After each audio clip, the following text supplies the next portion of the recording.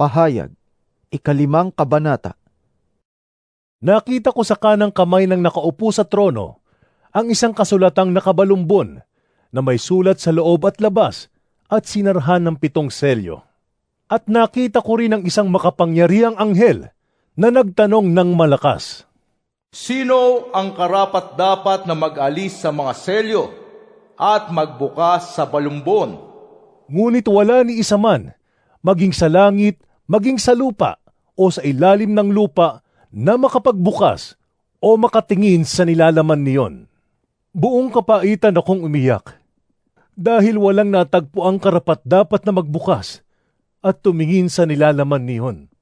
Ngunit sinabi sa akin ng isa sa matatandang pinuno, Huwag kang umiyak. Tingnan mo, ang leon mula sa lipi ni Huda, ang anak ni David, ay nagtagumpay at may karapatang mag-alis sa 7 selyo at magbukas sa kasulatang nakabalumbon. Pagkatapos, nakita ko sa pagitan ng matatandang pinuno at ng tronong napapaligiran ng 4 na buhay na nilalang ang isang korderong nakatayo na ang anyo ay tulad sa pinatay na. Ito'y may 7 sungay at 7 mata na siyang 7 espiritu ng Diyos na ipinadala sa buong daigdig. Lumapit ang kordero at kinuha ang kasulatang nakabalumbon sa kanang kamay ng nakaupo sa trono.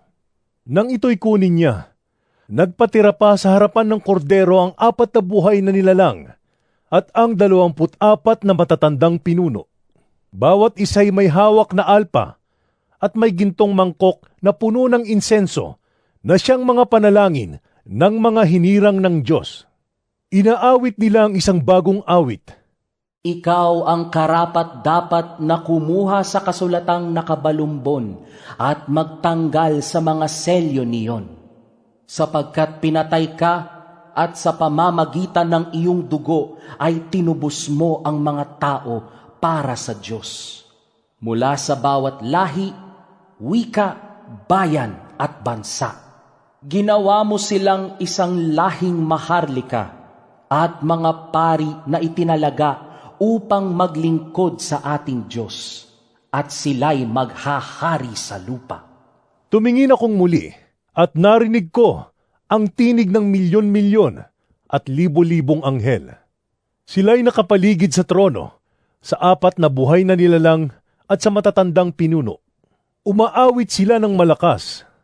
Ang korderong pinatay ay karapat-dapat tumanggap ng kapangyarihan, kayamanan, karunungan, kalakasan, kaluwalhatian, papuri at paggalang.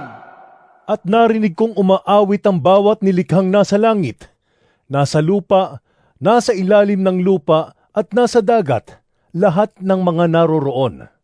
Sa nakaupo sa trono at sa kordero, ang papuri at karangalan, kaluwalhatian at kapangyarihan magpakailanman. At sumagot ang 4 na nilalang na buhay. Amen! At nagpatira pa ang matatandang pinuno at nagsisamba.